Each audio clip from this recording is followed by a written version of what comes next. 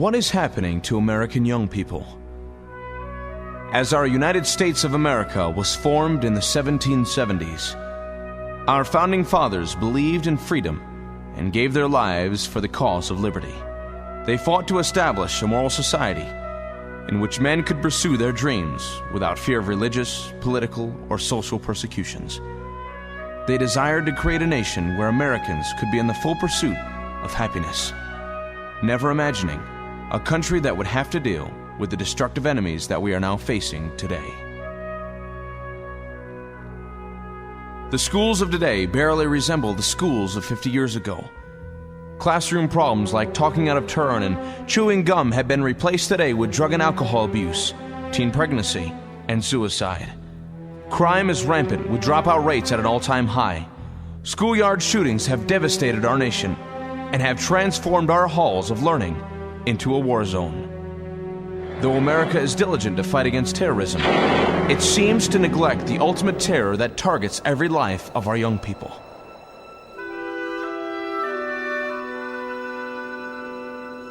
This terror comes in the form of alcohol-related accidents, firearm-related homicides, immorality, bullyism, gangs, the rap and heavy rock society, and suicide. Young people are looking for answers, but they are looking in the wrong place. No one is there to effectively guide them or show them a divine plan for their lives. And once they think their life is in shambles, many commit suicide, giving a permanent solution to a temporary problem. All of this is not a figment of our imagination. No, these are real young people with real problems in real tragedies. We need to get real on their level, see their pain, see how they're being ripped apart in just one day in the life of an American young person. These following statistics happen all across the country.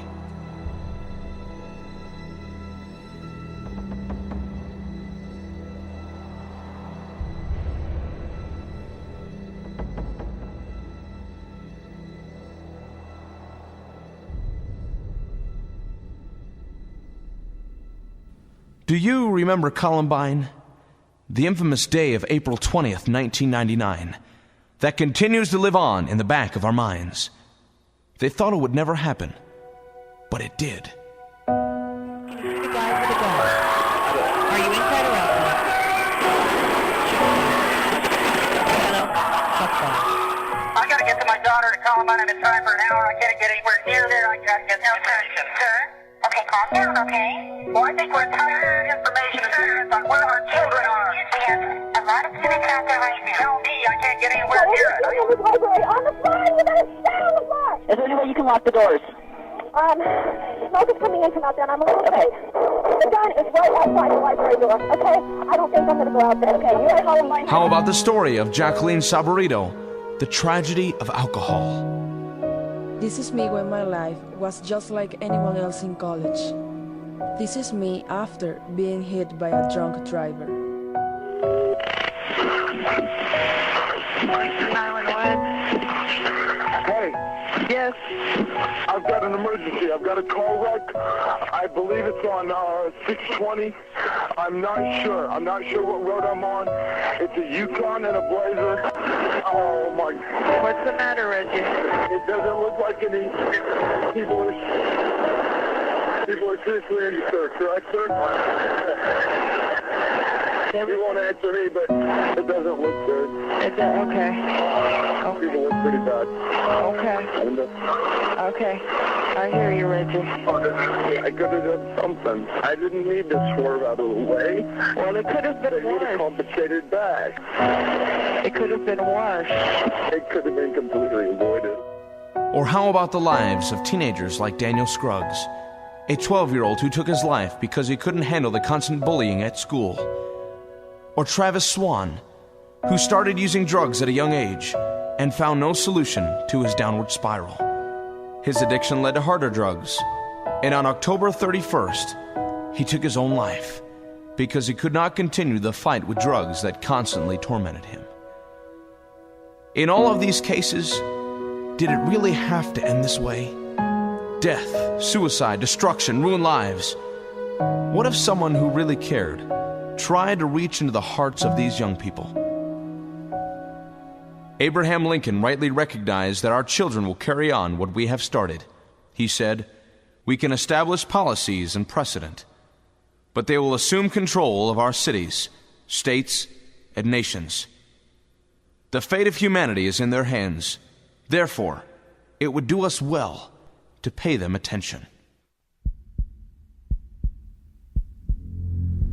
Teenagers in America make up 31% of our population, but they are 100% of our future. The future of America rests with our young people. They are the heartbeat of our success or our destruction.